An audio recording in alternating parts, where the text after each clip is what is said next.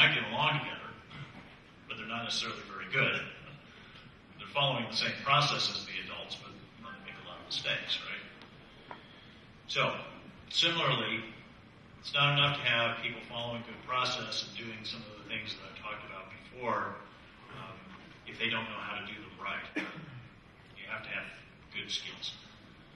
So, if your job is managing quality, then you have to make sure that the skills of the people building the software are also being managed. They know what they need to know to do this. Now, skills assessment, this is not a revolutionary idea.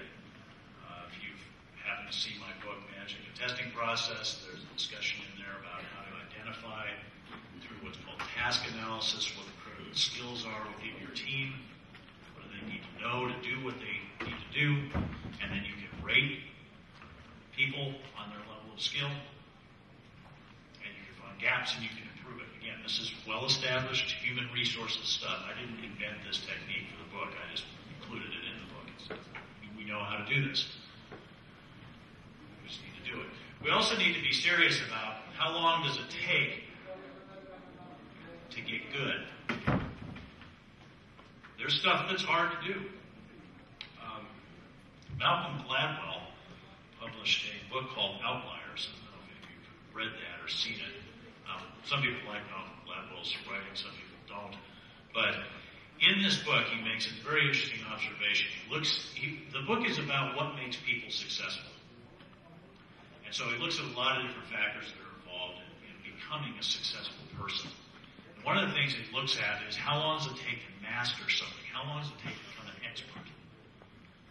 And what he found is there's a magic number here, 10,000 hours. Any sort of intellectually complex task, playing a piano, writing software, running performance tests, doing test automation, any intellectually complex task would take you about 10,000 hours to become an expert at. 10,000 hours is about 5 years. Okay? So let's be realistic about what it means to be an expert. I've seen some skills assessments done where people who count themselves as being experts in something, and I would say, well, how many years of experience do you have? Oh, 6 months. Sorry, you're not an expert. Unless something's trivial, you're not going to be an expert at it in 6 months. Okay? All right, so let me give you case studies here again, success and failure. I've been kind of picking on other people's failures and other people's mistakes a little bit, so I'm going to pick on myself. You know, again, it's discipline. We got to have discipline. And I'm not perfect either. I make mistakes, and here's an example of having made a mistake. 2007, we hired a company to rebuild our website. And we used a marketing firm to help us do this.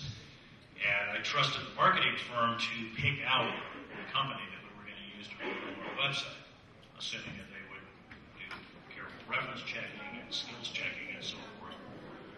Because I was busy. We use that rationalization, don't we? I'm too busy. Right? I know you've heard it. Oh yeah, I know, I'm supposed to unit test the code, but I'm too busy. The testers will find the problems later in system test anyway. And I mean, if I had 10 euros for every time I've heard that rationalization and criticized it, I'd have a lot of money. So you'd think I would know better than to make that mistake myself, but no, I did. I said, I'm too busy to check out this firm. I'm sure the marketing people have checked them out. I'm sure they'll be fine. Nope. It was not fine.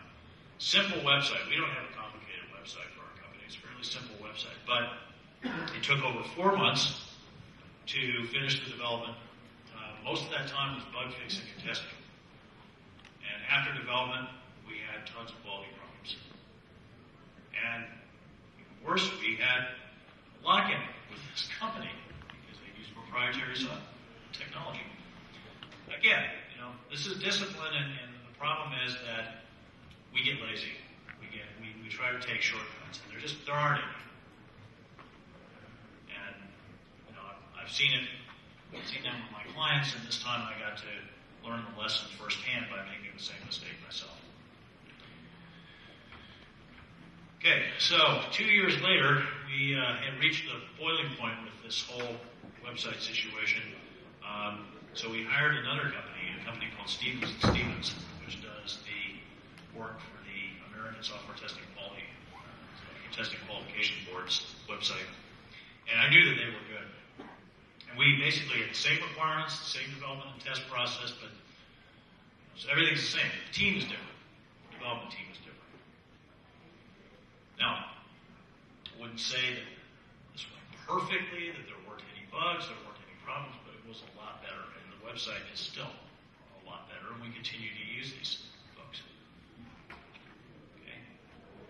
The only difference between the development work of the website that we did in 2007 and the development work in 2009, 3 people. 3 people with the skills. The second time, 3 people without the skills. First time. Okay, and that was the difference. That was skills. So, got to use the right people. Now, turnover is something to watch out for. Okay, when you're managing skills, you got to watch out for turnover because now you got new people coming in, and you've got both known and unknown skills gaps. So keep your people. Tom DeMarco, in one of his books, said he made an interesting point that you see companies that lay off their staff, and a lot of times their stock price goes up. People say, stock traders say, this company's making tough decisions and they're managing carefully. And DeMarco said, no, they shouldn't actually be rewarded for that. They should pay a price for that because think of when you do a layoff, think of all the intellectual capital that's walking out the door. And you lose a lot of money that was invested in ramping people up. So turnover is a problem. Turnover is it's a cost issue, but it's also a quality issue. Don't make outsourcing decisions without being careful, without assessing the people. And that was the big mistake that I made to be avoided. Okay, so manage change. I picked this as the last one, as to some extent it's topical. A change is going to happen, right? We are going to have change. But it doesn't mean that because we're going to have change, we should just totally abandon the concept of managing change. I mean, there's smart change and there's stupid change. And there's change properly managed and there's change not properly managed. And you see the difference. Organizations making smart choices versus organizations that just thrash around. Oh, here's a new feature. Let's put the new feature in. Maybe we should think about what the implications of that are. So you got to understand what's the impact. What are the implications of the change? You have to remember every change has costs and risks as well as opportunities and benefits. It's all too easy for people to fixate on the opportunities and benefits. Okay? But let's also remember we need to think about costs and risks. Okay, so we saw this happen on one project during the user acceptance test. The users were told, anything you don't like, report it as a bug, we'll fix it. No documented requirements. The original plan, UAT, was supposed to be 6 weeks. Users reported over 800 bugs during user acceptance test. 800 bugs. That's not good. We're not talking about a particularly large project here. 800 bugs. And most of these were not